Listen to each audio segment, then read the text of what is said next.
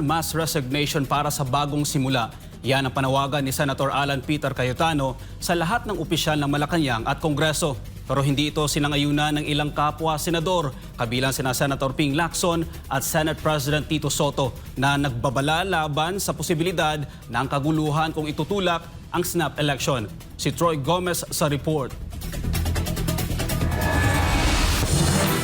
Nagpasabog ng matinding pahayag si Senator Alan Peter Cayetano nitong linggo matapos hamunin ang lahat ng opisyal ng pamahalaan mula Malacanang hanggang Kongreso na sabay-sabay magbitiw sa pwesto upang bigyan daan ang snap election para sa isang bagong simula sa liderato ng bansa. Sa kanyang mensahe sa social media, iginit ng Minority Leader na hindi sapat ang mga pangakong reforma kung mananatiling nakaupo sa pwesto ang mga taong bahagi ng sistemang pinagdududahan ng publiko. Ayon kay Cayetano, ang kanyang panukala ay simboliko at praktikal, isang national reset button na magpapakita na ang tunay na pamumuno ay hindi tungkol sa kapangyarihan kundi sa pagiging tapat at handang magparaya. Ngunit hindi lahat ay kumbinsido sa ideyang ito. Mariing tinutulan ni Senator Panfilo Lacson ang panukala ni Cayetano. Iginit niyang hindi halalan ang susi sa pagbabalik ng tiwala ng publiko kundi ang katiyakan ng parusa sa mga tiwali. Dagdag pa niya ang mabilis at tiyak na pag-uusig, pagkakakulong at pagpaparusa sa mga opisyal na sangkot sa katiwalian ang tunay na magpapatigil sa korupsyon. Ayon kay Lacson, kung walang pananagutan anumang halalan,